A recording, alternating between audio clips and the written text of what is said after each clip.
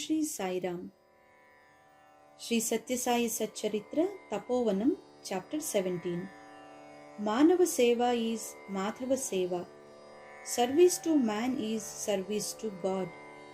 Take one step towards me, I will take 100 towards you. Hanuman and Vibhishan in Discourse. Service leads to heaven. Maintain spirituality throughout life. Manava Seva is Madhava Seva.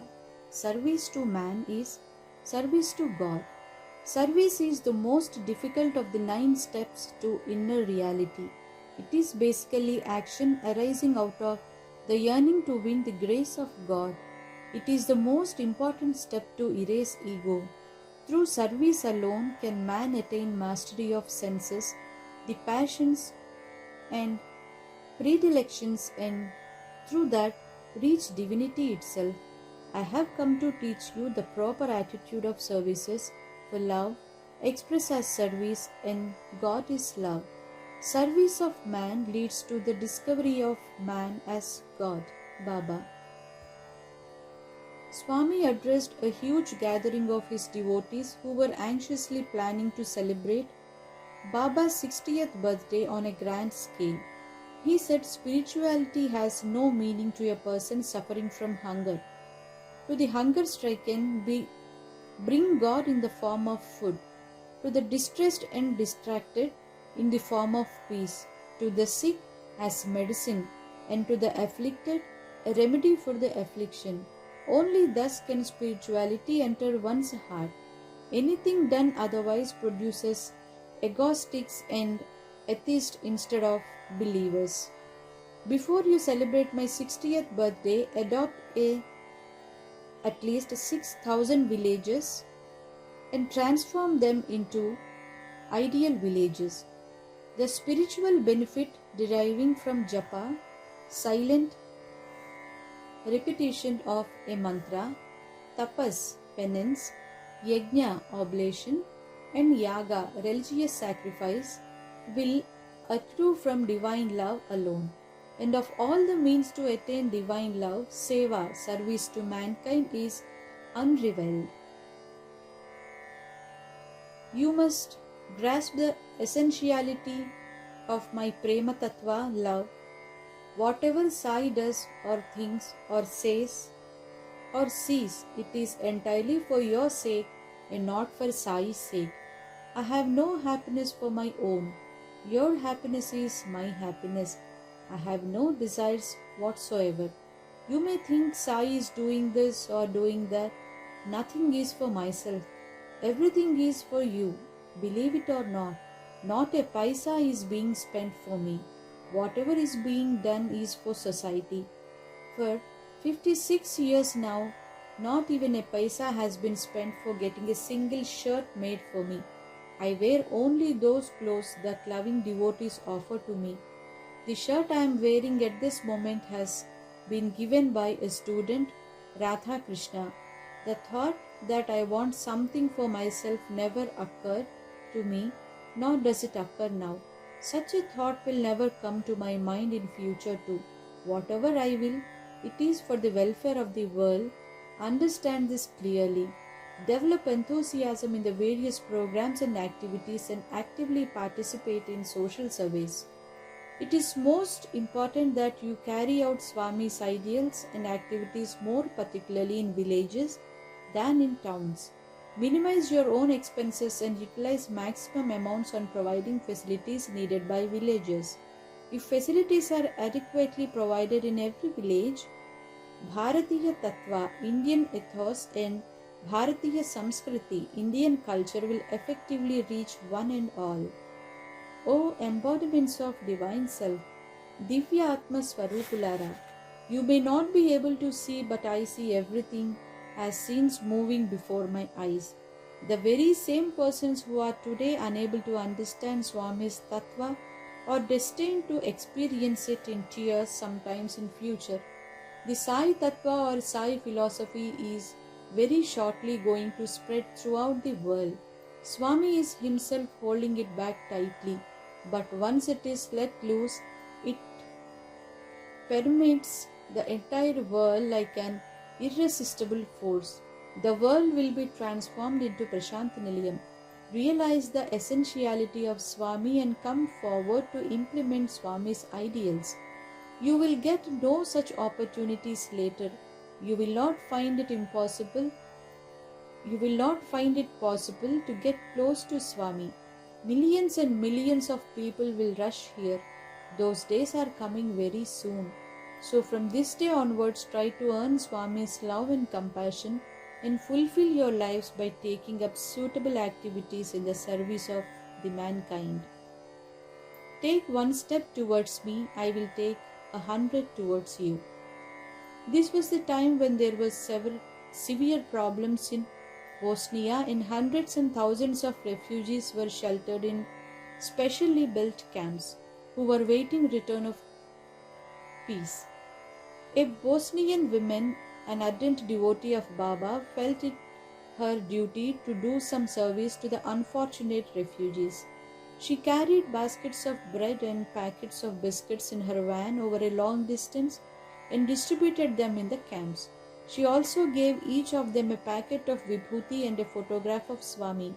While eating, they were looking at Swami's photograph and talking among themselves in their own language. She could not follow what they talked to each other. She was inquisitive to know, in particular, what they said while looking at Swami's image. She therefore sought help from the driver of her van. He went to them and returned after a while. He told her that what they were saying to each other is, "This man in the picture has been giving us bread and biscuits every day, but today apparently he gave them to her and asked her to distribute them." She was very much surprised to hear these words. In a meeting held during the summer training classes in Vrindavan in 1996, the Bosnian woman was permitted by Swami to speak. She narrated the above incident and added, "If we take one step forward for doing good, Swami will be there ahead of us all the time." Hanuman and Vibhishan in discourse. Vanaras of Ramayana were born as monkeys. Nevertheless, they served God as humble servants and gained relief from the cycle of birth and death. Having been blessed with the good fortune of seeing God in their midst, human beings are by no means inferior to Vanaras. Why then do they not devote their lives to worship of God and meditation? It is not enough to remember, smaran God.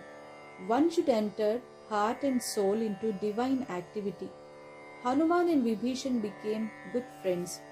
One day Vibhishan approached Hanuman in great distress and said, "Hanuman, how fortunate you are. Every day you do smaran of Lord Rama and have fully earned Lord Rama's grace. No doubt I too have been doing smaran of Sri Rama for a long time, but I am not blessed with the opportunity of seeing Lord Sri Rama's darshan." Hanuman explained the position. "You are no doubt doing smaran of Sri Rama, but did you ever participate in Sri Rama's activities? How can you earn Sri Rama's grace without doing that? It is now a full 10 months since Devi Sita has been in Lanka. Did you ever console her and try to alleviate her suffering? Did you meet her and have her darshan even once? Did you ever think of some way to relieve her agony? If you had done any of these, it would have amounted to service to Lord Rama. You have failed to avail of the fine opportunity that has come your way. As for me, I have dedicated my life to Sri Rama, chanting Sri Rama's name with my mouth and doing Lord Rama's work with my hands." While describing the above discourse between the two devotees of Lord Rama, Bhagavan Satyasai concluded, "Therefore, our conduct should always be Ram in heart, Kam in hand, work, service. Dil mein Ram, haath mein Kam." Life dedicated to these two principles is truly fulfilled, sarthak. Bhagavan Baba once said, "You are not doing service for others, you are doing it always for yourselves, to God in you. The God is equally present in others. Service leads to heaven." Bhagavan Sri Satya Sai attaches immense value to willing and selfless service. In fact, He declared that it is the most supreme of all spiritual efforts, sadhana. He said, many distressed persons flock to Prashantanilayam, having lost their peace of mind due to various problems. Among them are some persons who are bodily and mentally ill. My job is to treat everyone. While the doctor finishes the principal treatment, nurses, compounders, and attenders take over and do the rest of the job. In the same way, I am providing you volunteers, opportunities for service. न कर्मणा न प्रजया धनेन त्यागेनैके amrutatva. Neither spiritual deeds as ordained by scriptures, nor begetting worthy offspring, nor earning wealth will confer relief from the cycle of birth and death. Sacrifice alone can bring immortality, amritatva. This is the truth proclaimed by the Vedas. Mental readiness to do sacrifice, tyaga buddhi, coupled with absolute selflessness should mark one's service. That is the only highway to reach Paramapada, God's abode. Service, seva occupies the most exalted position among all kinds of sadhana. God Himself has incarnated in the human form to serve mankind through resuscitation of dharma, and He is undertaking numerous programs of service. In such a situation, if man too comes forward to dedicate himself to selfless service, there can be no doubt that God's grace will be assured. It is not necessary that service should be confined only to the precincts of Prashantanilayam. Serve the suffering, the poor and the needy, wherever you find them, in your village or the place to which you go on pilgrimage or anywhere else, and at any time. Normally, water by itself costs nothing, but combined with milk, the same water gains in value. In the same manner, if you add a bit of your service to any of the holy activities of Swami, your contribution acquires greater weight and significance. Once, Lord Sri Krishna asked his poet saint devotee, Suridas, what would he desire to have, and he quickly added, leave it. Will you agree to be my servitor? Suridas humbly replied, Krishna, if I become your servant, it may generate ego in me. Moreover, what service can I do to you? There are innumerable persons who possesses the necessary devotion, ability, competence, and also facilities for doing services to you. However, any number of your lovely servitors are there who themselves need succor and help. Bless me with the good fortune to serving such unfortunate persons. If you would like to please me and satisfy me, you need only to see me in every living being. Serve all living beings as you would serve me and worship me. That alone is the most appropriate procedure of worship. That alone is the holy path that brings you to me. Maintain spirituality throughout life. Speaking to students in Kodaikanal, Bhagavan Baba once narrated a delightful parable which was amusing as it was profound. Once all vegetables in the world entered into a dispute about which of them was the greatest. Unable to come to an agreement, they prayed to Lord Brahma, Lord Sri Mahavishnu and Lord Maheshwara to intercede and decide. Responding to their prayers, the three gods came down to earth.